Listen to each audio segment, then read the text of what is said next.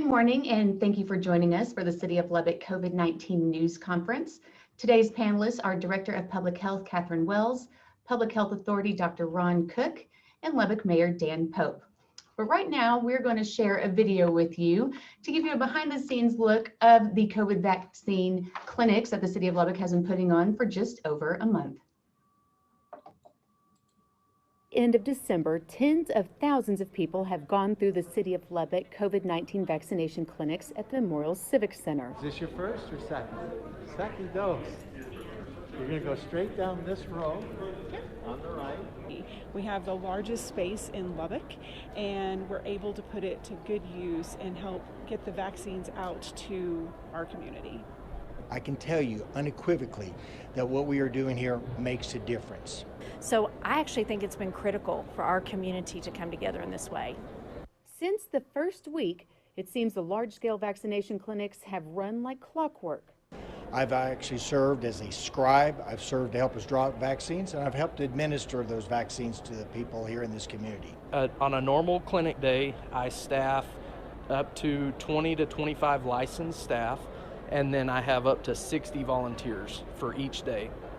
And we've never been short on any of those days. I've seen incredible volunteers from Lubbock in our area to get these important vaccines out on a daily basis. But like any event of this magnitude, there were minor bumps that called for adjustments along the way, like using Select-a-Seat as a more efficient way to make vaccination appointments. We noticed that the phone line, it's a really slow way to get appointments made because you're interacting with each and every individual.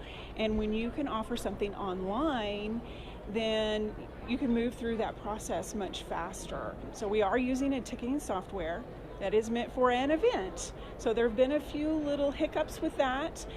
For example, we have to put in that there's an event time. Today's event, which is the clinic, started at 10 a.m. So a lot of people think that that's their appointment time. Their appointment time is actually within their seat location. So we really want people to look through their appointment that they receive online. The Select-a-Seat staff's doing great. They're sending out secondary emails to get that information out so that everybody knows exactly when to be here. They say it takes a village, and thousands from the community show up every week, not just to get vaccinated, but to help their city and neighbors. Hi, how are you? Did you get your form filled out? Got it. Perfect. Just follow those blue arrows. They'll get you to the end of the line. Thank you. Y'all have a good day. So we've had lots of people come through that they get vaccinated, and then they turn around and they say, how can we help? How can I volunteer?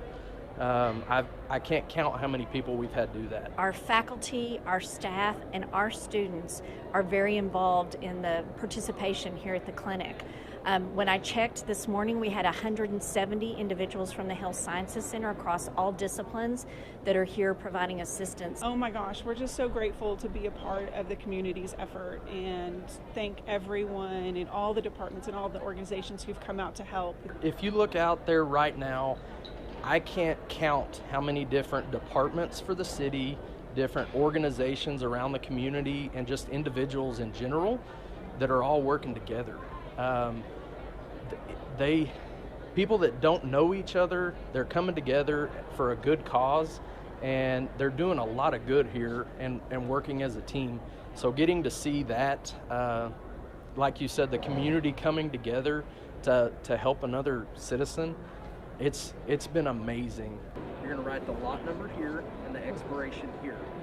While already impacting the COVID-19 virus, the vaccine is also positively affecting those involved with the clinics. It's been great to work with everyone, and all the public has been fantastic. They're happy when they get here and ready to move forward. COVID-19 has taught us the importance of population and public health.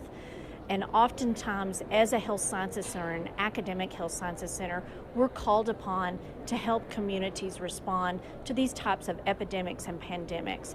So it's been very positive for our students, number one, to have these patient experiences, and then also see how a community can respond and have a positive impact. It's a practical application. Absolutely. Better than anything in a textbook. After months of staying home and being distanced, the best medicine is sometimes just coming together.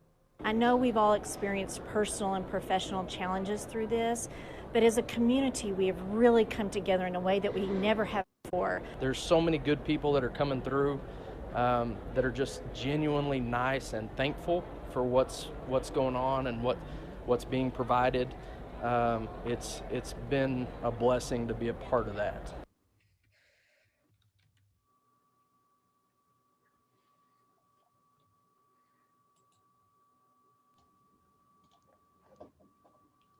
Okay, thank you for that. And now we'll get started as usual with Catherine Wells. Good morning, everyone, and thank you, Lacey and your team, for putting together that video. It really does capture what is happening at that Civic Center clinic.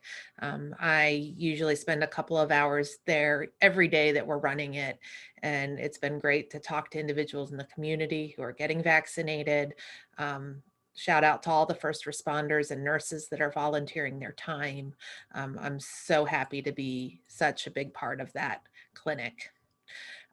Today, we're going to look a little bit again at our case numbers. Our case numbers continue to be low. And for the second week in a row, we are seeing our new case counts continuing to hover around that 100 mark.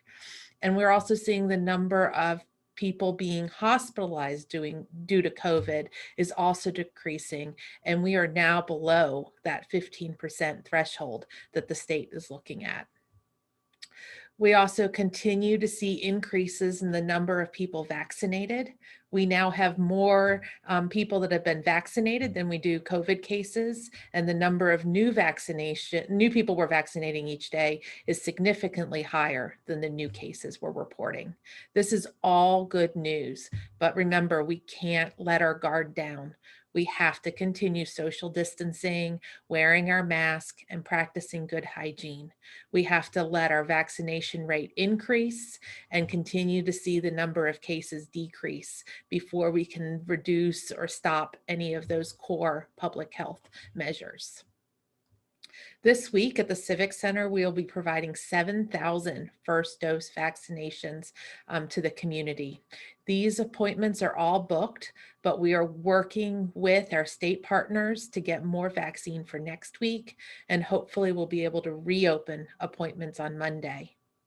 We want everyone who is eligible to seek their vaccination. But please note that the Texas eligibility for vaccine is different than that of the CDC guidelines. We're following the Texas vaccine allocation group, and we have to follow their guidelines. So please remember that you either need to be 1A, which is going to be generally our healthcare workers, first responders who work directly with the public or respond to health emergencies.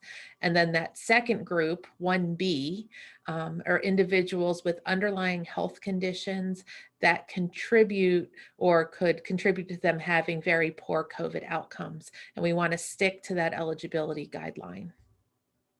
We continue to advocate at every level to secure additional vaccine for Lubbock and our surrounding communities.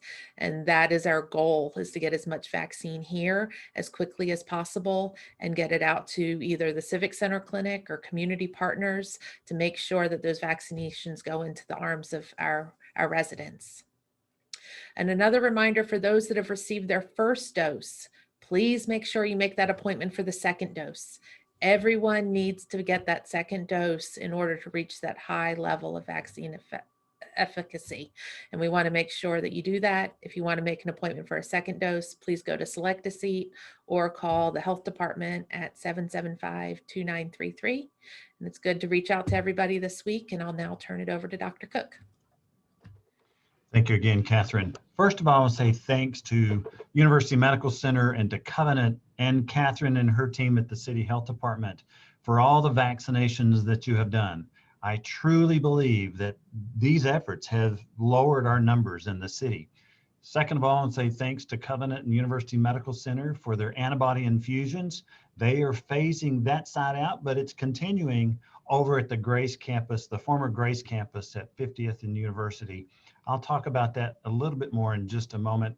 And finally, I want to say thanks to the good citizens of our community who are doing their part by wearing their masks and social distancing and washing their hands to make all of our COVID numbers decrease. The whole purpose of all of this is so that our hospitals wouldn't be overwhelmed. One, to prevent death and disease, and then to keep our hospitals capable and running at their most efficient possibilities. So thank you all for all the work that you've done. And because of your efforts, our numbers are now below 15%. However, just like Catherine said, we can't slow down. We can't step backwards. Continue to wear your mask and socially distance. Even if you've had the vaccine, you must continue until we get to that herd immunity at 70 to 80%. So keep pushing forward. And to reiterate what Catherine said, right now, we're still in phase 1A and 1B for those people to get vaccinated. And as Catherine said, come get your second dose. You can postpone that dose up to 6 weeks. It's okay. It doesn't have to be right at 4 weeks if you receive the Moderna vaccine, or 3 weeks if you receive the Pfizer vaccine. It's safe, very rare complications, like 1 in a million for the Moderna. That's very, very low. You are going to have some muscle aches and maybe some fevers and some soreness in the worst case scenario. So please come get your second dose. Now back to the antibody infusions. If you are eligible, in other words, you have to be positive, you have a positive test within the first 5 or 6 days. You must be high risk to have significant poor outcomes. So obesity, uncontrolled diabetes, hypertension, an immune disorder, chronic kidney disease, lung disease. If you fit into that category, please talk to your primary care provider about getting the infusion. And starting next week, all of those will be done over at the former Grace Hospital at 50th and University. If you do get the infusion after you've had the positive test, you need to wait about 90 days to make sure that your immune system doesn't make your vaccination ineffective. Just to reiterate that. Lastly, I want to talk a little bit about the Super Bowl. You've already heard some stuff on the national news and local news. What should we do? Let me reiterate those. First of all, we're going to be rooting for our hometown, most of us, our hometown quarterback, Patrick Mahomes, right? Just a little piece of trivia. Who was the other Hall of Famer? We expect Mahomes to probably be a Hall of Famer. Who was the other Texas Tech, Kansas City Chief that was a Hall of Famer? See if you know that. Go look it up. So again, just like Christmas and Thanksgiving and New Year's, keep your parties small. Keep it within your family who live under your roof.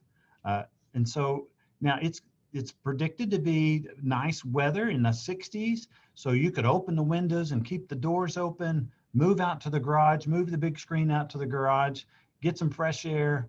But all the while, please stay socially distanced. When you're not eating, make sure you wear a mask and stay away from each other.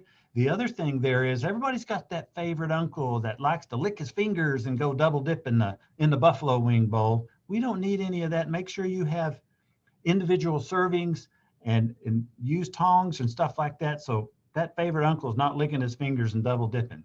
All the more reason, again, to have hand sanitizer and washing your hands in between. Have a wonderful weekend. Congratulations to the citizens that our numbers are decreasing. It's all of everybody's community effort to try to make it better, and stay safe, friends. That's all I have. Let me hand this off to our mayor, Dan Pope. Thank you, Dr. Cook. I'm probably guilty of being the guy that double dips, so I'm going to watch that very closely this weekend. Let me share my screen with you. Let's look at data to start with, if please. You're used to seeing this slide. It's nice to see it below the orange line. This is our hospitalization rate for the entire trauma service area. As you know, that it's we've been below 7 days. We seem to have sort of settled around 10%. This is our case count by age group. So distribution is similar. Just the total numbers are coming down. Catherine said we are about 100, and we're actually averaging, exactly 100 new cases for the last week. Here's our hospital bed a snapshot. Once again, you can see how getting the COVID patients out of the hospital, how that frees up the hospitals to take care of other patients, both in our region and frankly, folks that other parts of the state and our surrounding states that need help. And then finally, our vaccination information. Remember that there's a little bit of lag when you look at the state numbers. The state numbers as of this morning say that in Lubbock, 38,545 people have gotten their first dose. We know that at the city clinic, 22,109 folks have had their first dose, and another 2,922 have had their second dose. And you can see that represented on this slide. Okay, so I have 4 or 5 real quick things. First of all, we continue to, as a community, battle and struggle with this pandemic. And my prayers and my thoughts are with all of you who've lost loved ones and whose families are struggling. That's not going to end. And I know the community feels the very same way. Nearly in the same breath, I want to just, in a prideful way, say thank you to our volunteers. You saw the video. It's hard for me to watch it and not just really think about how we're loving our neighbor and how we're doing the right thing. And I'm so thankful for the volunteers, for our Lubbock Fire and Rescue, for our health department, for our medical, our doctors and nurses who are volunteering their own time to help out. It's remarkable. Now, if you're having a hard time getting your appointment scheduled, please be patient, okay? The supply is not running out. In fact, it's increasing. Be patient. We expect that we'll be able to run this clinic with ample supply for the foreseeable future. So what does the 15%, going below 15% mean? Just in summary, it means that our hospitals can begin to have elective surgeries.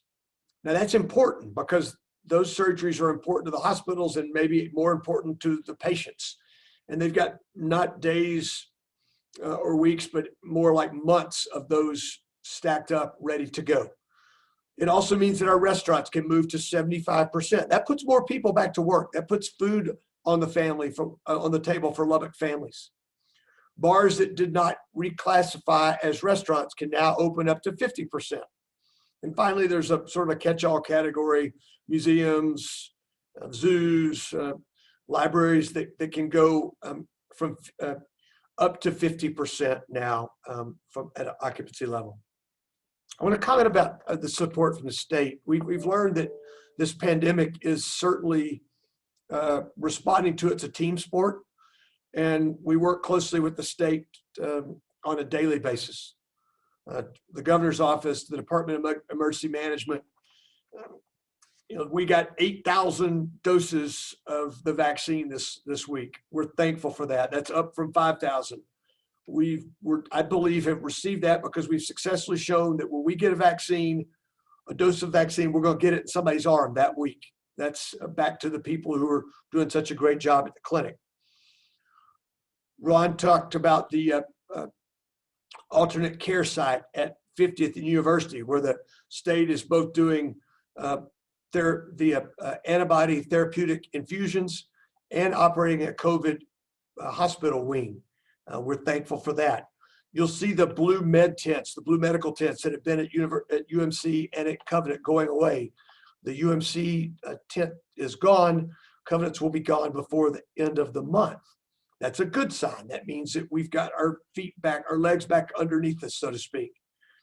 Finally, the staffing help that we've gotten from the state is remarkable. They're staffing us with nurses, with physicians, with respiratory therapists. That has allowed our hospitals to take care of this COVID patient load, and we're very thankful for that. While we're talking about partners, we couldn't do what we're doing without great community partners. From day one, our hospitals, our grocery stores, our education system, our K-12 and higher ed, Texas Tech and Lubbock Christian. Both K-12 and the school districts, our private schools, and Tech and Lubbock Christian have made decisions to safely open and to bring students back to the class. It works. We can do it safely. We've done it safely. You don't have to look very far to see school districts in our country where kids have not gone to school since the first week of March last year. There's something wrong with that. And I really applaud our leaders and our teachers and our parents for finding a way to make this work. While we talk about partners, I think it's important to call out United Supermarkets. So we got 8,000 doses this week, and we're going to take care of 7,000 of them at our vaccination clinic. United is taking 1,000 of those doses for us, and they are running clinics at their pharmacies. Yesterday, they were at 50th and Q. Today, they're at Amigos on North University. Tomorrow, they're at the United on Parkway. They are working through a list of citizens who've already called those grocery stores and signed up for those vaccinations. We're trying very diligently to get those vaccinations closest to our neighborhoods where some of our most, where our citizens may have mobility issues in getting to the downtown clinic. We want to make sure that access is available for everyone. I'm just very thankful. I'm thankful for our citizens taking this seriously. I'm thankful for the team I'm a part of at the health department and the city of Lubbock, Lubbock Fire and Rescue. I'm thankful for all of you and your willingness to pull together to fight this pandemic. Every day gets better. The light at the end of the tunnel gets a bit brighter. Please stay safe. Let's be hopeful. Back to you, Lacey.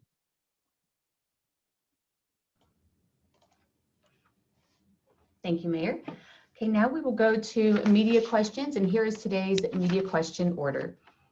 Sarah Self-Walbrook, Texas Tech Public Media, Bao Pham with the Daily Toreador, Olga Aguero, El Editor, Matt Dotre, the Lubbock Avalanche Journal, Matthew Stell, KMAC, Karen McKay, KCBD, Terry Furman, KLBK, and Christy Martinez Garcia with Latino Lubbock. So let's get started with Sarah Self-Walbrook.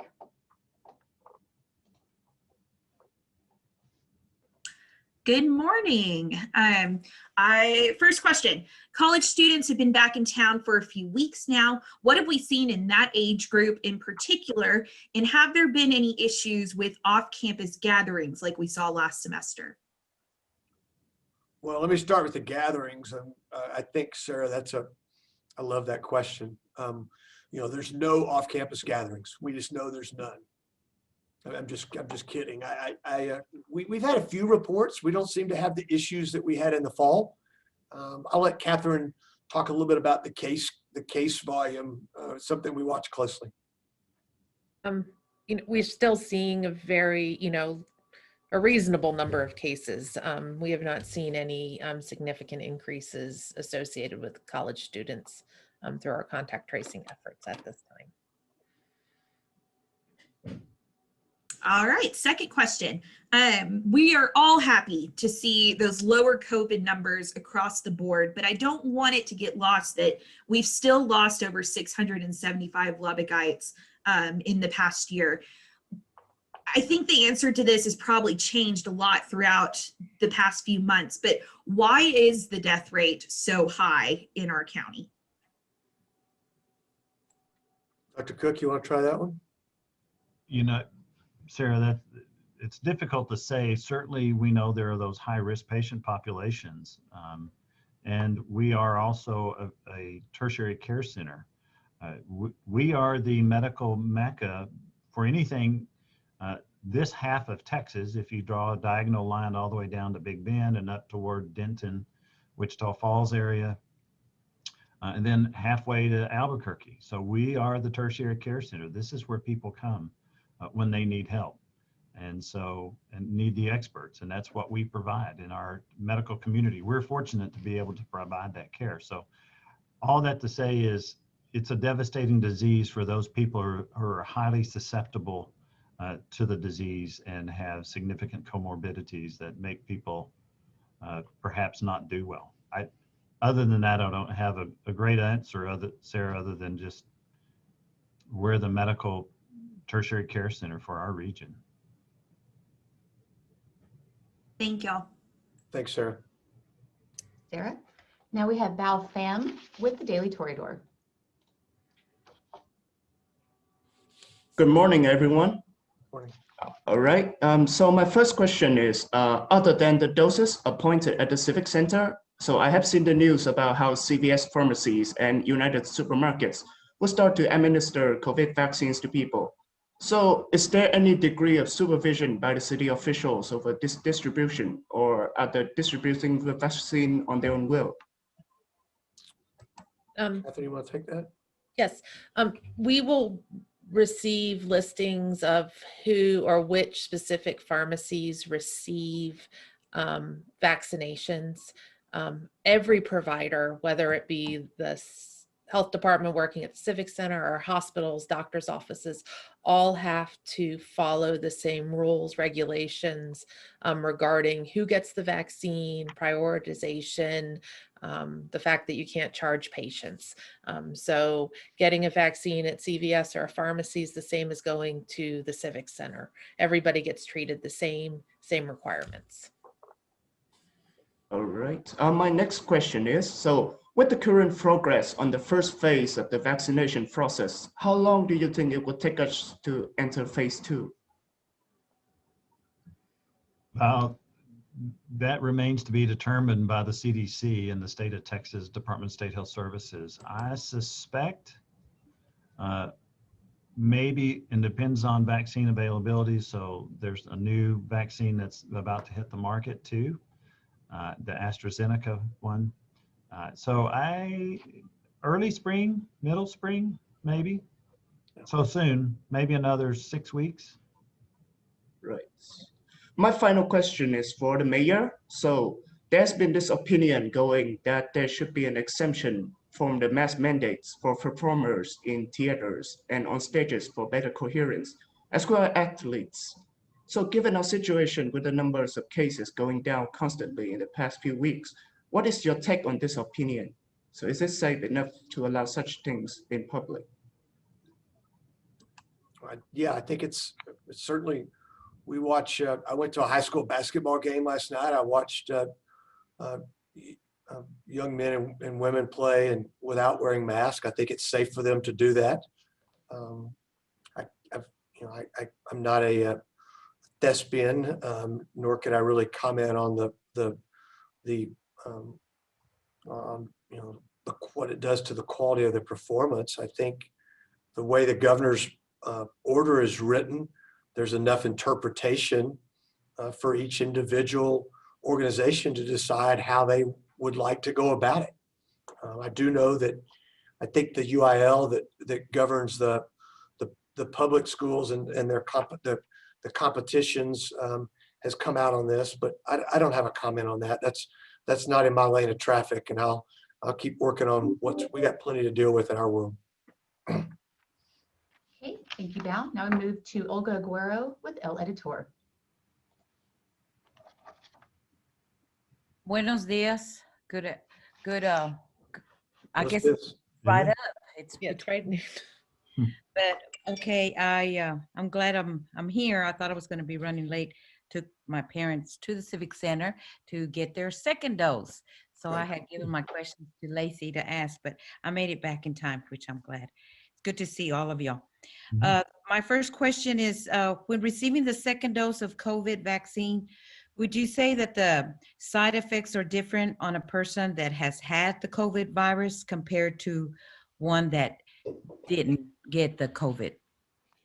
Olga, I can help you with that. Sure.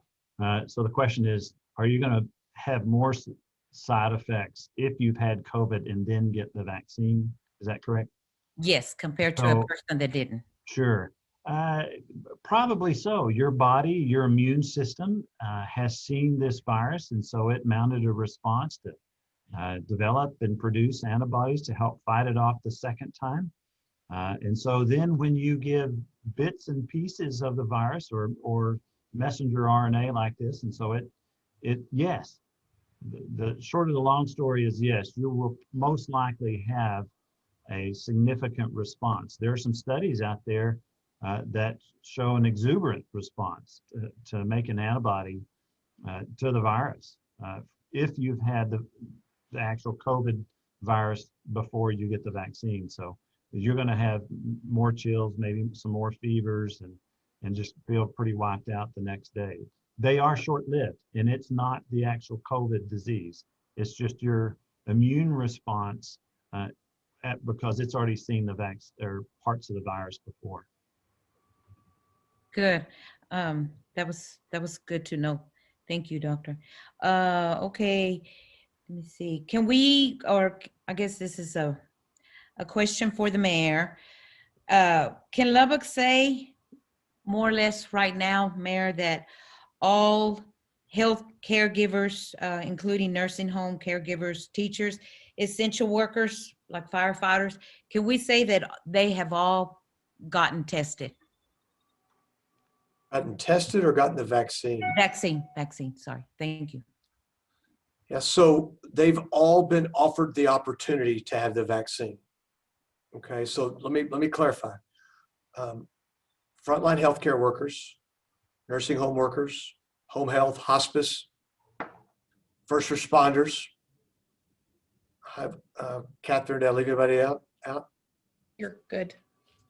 They've all been offered the opportunity, and the vast majority of them not only have gotten the first, but they've gotten the second dose of the vaccine. If they chose not to get it and they've changed their mind and they want to get it now, we'll get them vaccinated. Okay, so they have every opportunity to continue to do that, but I would say that they've all had that opportunity. Does that include teachers as well? Teachers are not in the. They should be. Well, I hear you. That's neither here nor there. If they're in the 1B category, if they're in the 1B category, we've worked very hard to get them vaccinated. Working with the school districts, with Texas Tech, with Lubbock Christian. But remember, Olga, we've seen virtually no spread in the classroom. As long as folks are wearing masks, it's very safe. Most of our spread in K-12 in particular has been in extracurriculars. I think you can make the same case in higher ed also. It's not happened in the classroom. I hear you. I understand, but the concern is out there, Mayor. Well, it's a concern, but the reality is, I mean, California is still not going to school, and it's because the teachers' unions won't relent. The data doesn't support it, and that's why I applaud our people for making the right decisions. Parents can still, excuse me, Olga, please let me finish. Let me finish. Parents can still keep their kids at home. They have a hybrid option if they choose to do that, but we can do it safely. I hear you. Thank you. Thank you. Thank you, Olga. Now we have Matt Dotre with the Lubbock Avalanche Journal. Hey, Mayor.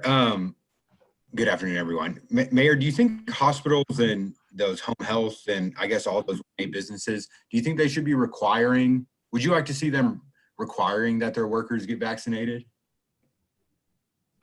You know, that's not my decision, Matt. I'd like everybody to be vaccinated if I had, you know, if I could wave Dan's magic wand.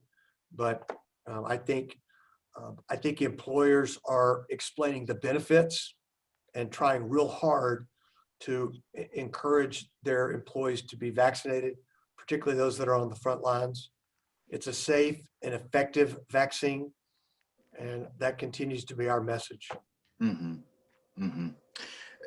Dr. Cook, kind of a follow-up to that. So do you think Lubbock will reach the herd immunity that we're all kind of aiming for without businesses and without employers requiring that their workers get vaccinated? Like, do you think 80% of the people in Lubbock will voluntarily get vaccinated?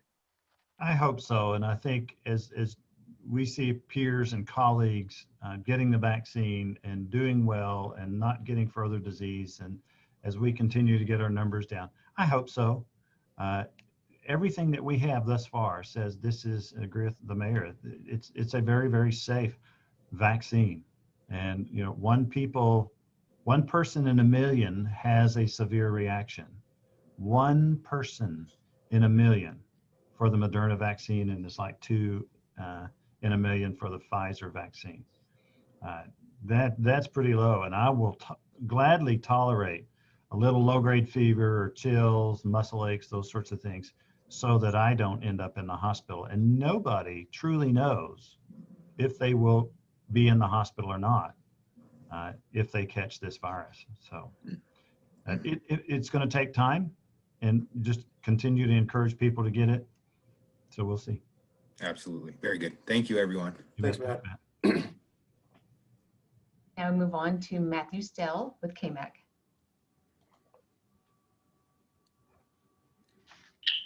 Thanks so much, Lacey. Good afternoon, everybody. Quick question and a quick follow-up after. This is to anybody. Of course, we're seeing that our numbers are going down. Our daily case numbers are going down, which is great to see. But my question is about testing. Are the same amount of people still getting tested as they were maybe 3 or 4 months ago? And as our positivity rate just gone down when it comes to testing, what do the numbers look like? Catherine, you want to start on that? Yeah, I think we're seeing less disease, so we're also seeing less testing. But places that are doing a lot of testing, for instance, are emergency rooms. They're also seeing a decrease in the number of positives. So that makes me feel that it's very much a true decrease and not just fewer people accessing testing. And our positivity rate is going down, Matthew. It's still not maybe where we'd like it to be, but it's much better than where it was 60, 90, 120 days ago. Got it. Okay, Mayor, one last question for you. Are folks still requesting permits to have gatherings for more than 10 people? And if so, have any been approved recently? We've seen very few requests recently. Remember that our permits are on outside events. So indoor events are covered under the governor's order in another way. We'll, my guess is we'll start to see those as the weather gets better. I know we've got some on the calendar, some youth sports events and some of those type things, but that part of the governor's orders remains. That does not change with us getting below 15%, and we'll continue to work to safely, work with the organizers of those kind of events. Got it. Thank you all. Thanks, man. Matt. Now we have Karen McKay with KCBD.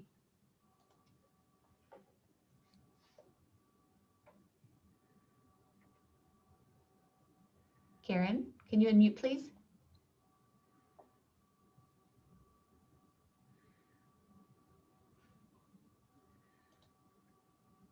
Okay, Karen. Okay, we'll move on. We'll come back to Karen after our next person. Now we're going to move on to Terry Furman with KLBK. Good afternoon, everybody. Hope everyone is well. Looking forward to the Super Bowl myself because it's on CBS this year, so make sure you're watching that. Okay, here we go. We've seen a lot of lines outside of bars in the Depot District. No masks, no social distancing. And I know it's the TABC's kind of a responsibility to monitor that, but are we monitoring that? And how are we making sure that those lines, no masks, everything, that everyone is following the rules?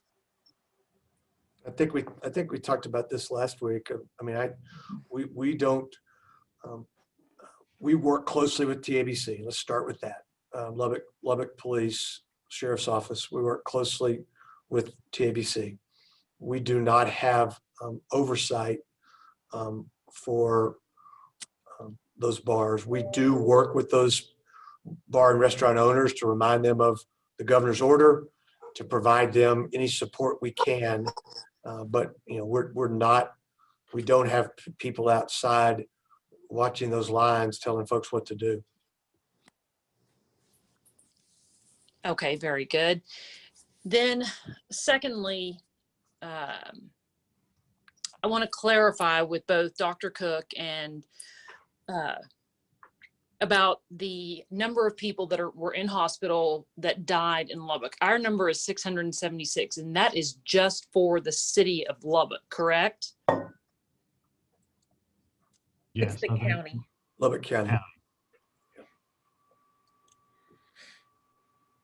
Okay, so our number 676 deaths is for Lubbock County on the City of Lubbock website. That's correct. Okay, very good. That's all I had. Thank you. Thank you, Terry. Now move back to Karen McKay. Hi, can you hear me now? Yes, ma'am. Yes. Sorry, I'm late to the party. First, I want to say, Dr. Cook, I appreciate your comments so much about people who have had COVID and have the first vaccine may have a reaction, because I did and I wondered about that. So it's good to know that that's normal, that you kind of feel like you have COVID again. So thank you so much for explaining that. My question now is, NBC is saying there are variants in 33 states, but can you be more specific about our area? Is it here? And really, does it even matter that much? If it just means, I don't know, does it matter if a variant is here? And how would you know if you're tested and they say you have COVID? Is it regular COVID or the new COVID? It's a great question, Karen. I have no evidence that it's here. Now it's in Houston, for sure, in a few other places. But just with our given travel and transient society, I would fully expect it to be here. We don't have any evidence of it, though. We might, one way to pick it up, if it's the more infectious one, is that all of a sudden our numbers will start to climb again, perhaps, because there's one variant or a few variants that are more infectious. You can do genotype typing on them, so it would require to take a sample and send it to Austin and request genotype typing. So if we see our numbers bounce back up, that's something that we might do. But the prevention is still the same. Get the vaccine and social distancing, wear your masks. I can't reiterate that enough. And so even if you receive the vaccine, still make sure you wear your mask and socially distance.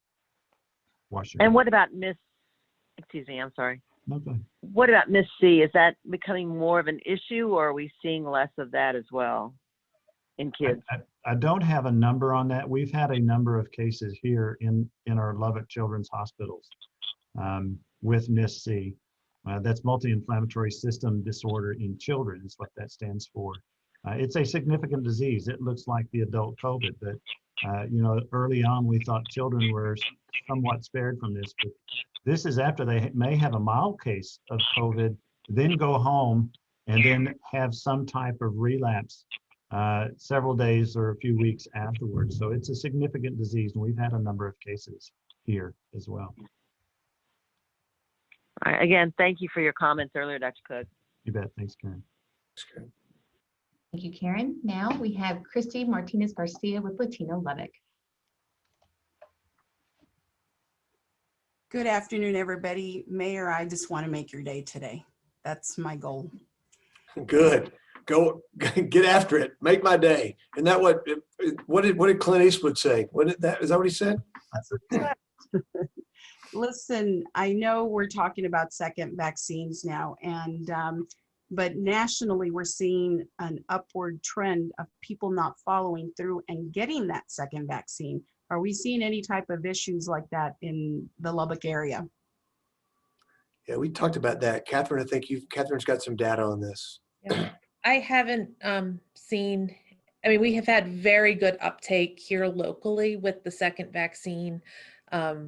So much so that I've even opened up additional second vaccine appointments. So I think we're very close to almost 100% of those initial people getting that second dose. In about a week or two, I'll have some data that will actually be able to show us who of those people that received vaccine the first 2 or 3 weeks who hasn't gotten that second dose. We will be doing targeted outreach to those individuals. This is still a part of this question, but I think it's important because of the phone scams.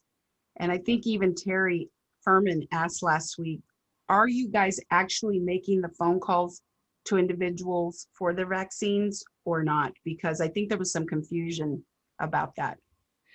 Not at this time. We're returning phone calls for people that have reached out to the health department.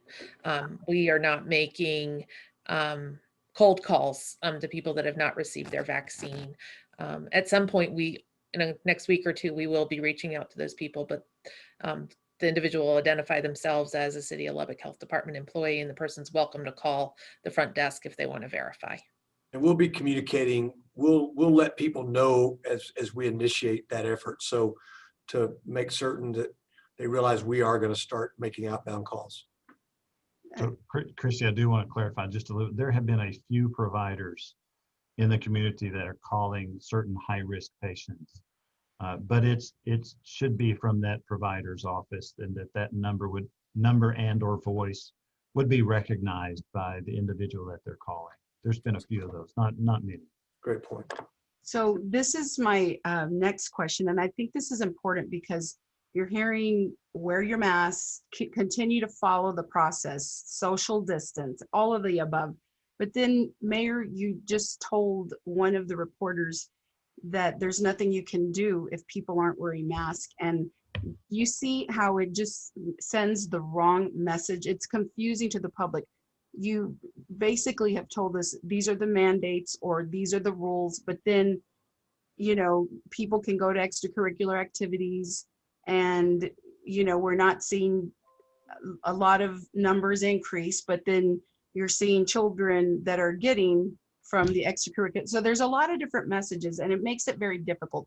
Bottom line, how are we going to continue to get people to wear their mask? And I know you can't do anything, but then what is the point of telling them all that? Well, first of all, it's a really good question, and it's not something that we're just learning. You know, this is the maybe the most pervasive issue we've dealt with, Christy. It's you know, if you're going to come to my house, you know, we're going to ask you to wear your mask. There's certain businesses in town that's their rule. Texas Tech basketball has done a very good job with requiring people to wear their mask.